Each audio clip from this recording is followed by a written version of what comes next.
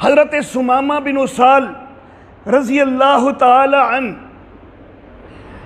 بڑے سارے صحابہ کو شہید کیا تھا انہوں نے۔ اس کے بعد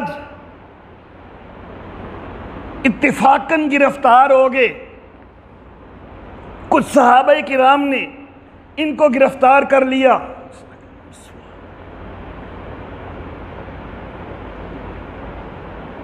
الحمدللہ۔ لیکن وہ صحابہ پہچانتے نہیں تھے کہ ہم نے کس کو گرفتار کر لیا ہے، لا کے مسجد نبوی کے ستون سے باندھ دیا۔ رحمت کائنات صلی اللہ علیہ وسلم جب مسجد میں تشریف لائے، دیکھا کہ ثمامہ بندھے ہوئے ہیں۔ میرے آقا پہچانتے تھے۔ میرے آقا نے صحابہ کرام سے کہا کہ جانتے ہو کس کو باندھ رکھا ہے؟ انہوں نے کہا ہمیں پتہ تو کوئی نہیں ہے۔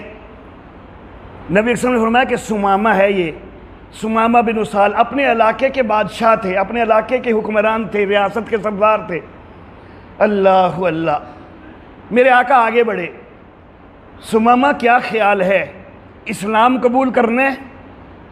حضرت ثمامہ کہنے لگے، اس وقت تو ابھی کافر تھے، حضرت ثمامہ کہنے لگے کہ اگر آپ مجھے قتل کرنا چاہیں تو آپ قتل کرنے میں بھی حق بجانب ہیں، میں نے آپ کے کئی بندے مارے ہوئے ہیں، اور اگر آپ کوئی مال و دولت لینا چاہیں تو میرے پاس مال و دولت کے ڈھیر ہیں، جتنا چاہیں وہ دے سکتا ہوں، اور اگر آپ مجھے ویسے معاف کر دیں تو ساری زندگی احسان مند رہوں گا۔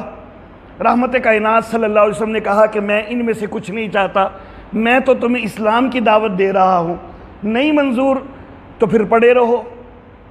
اب وہیں پہ بندھے ہوئے ہیں۔ نبی اکرم صلی اللہ علیہ وسلم ہیں تو قیدی، بندھے ہوئے ہیں، لیکن صحابہ کرام سے نبی اکرم نے کہا کہ خیال رکھنا ہے ان کا کھانے پینے کا بھی اہتمام رکھنا ہے۔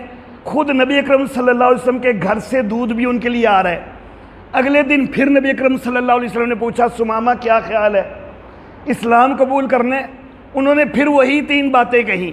انہوں نے کہا کہ نہیں، اسلام قبول نہیں کرنا، قتل کرو گے تو آپ حق بجانب ہیں، اگر مجھے چھوڑنے کے بدلے میں سونا چاندی لینا چاہتے ہیں، مال لینا چاہتے ہیں، وہ دینے کے لیے تیار ہوں، اگر ویسے معاف کر دیتے ہیں ساری زندگی احسان مند رہوں گا۔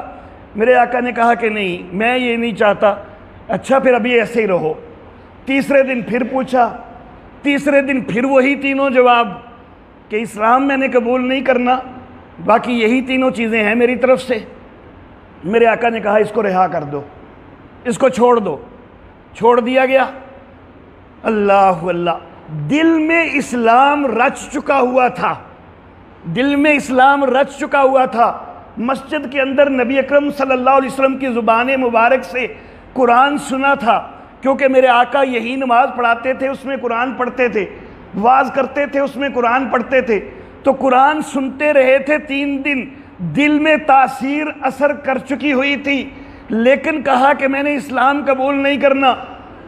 جب نبی اکرم صلی اللہ علیہ وسلم نے رہا کر دیا، رہا کیا، میرے آقا نے باہر گئے، مدینہ سے باہر گئے، نہا دھو کے دوبارہ آ گئے، دوبارہ آ کے کہنے لگے کہ بندے ہوئے اسلام قبول کر لیتا، بندے ہوئے اسلام قبول کر لیتا تو لوگوں نے سمجھنا تھا کہ ڈر کے مسلمان ہوئے، اس لیے 3 دن میں آپ کی پیشکش کو ٹھکراتا رہا، لیکن قرآن کی تاثیر میرے اوپر اثر کر چکی ہے، میں کلمہ پڑھنے کے لیے آ گیا ہوں۔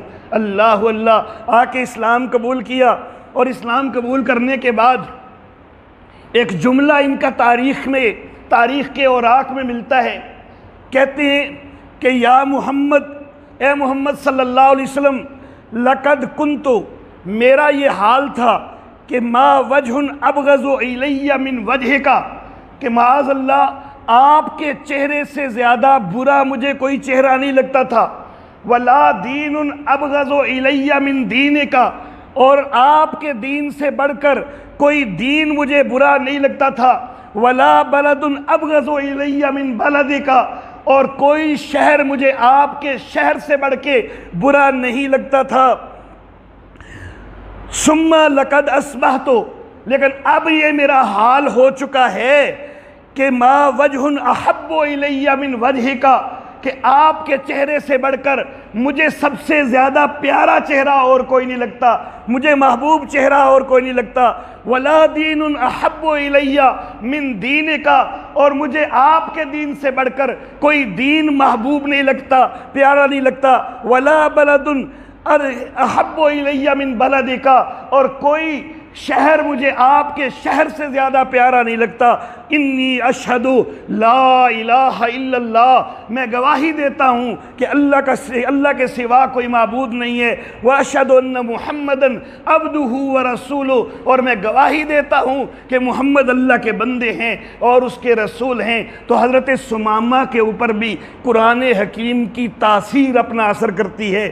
اللہ اللہ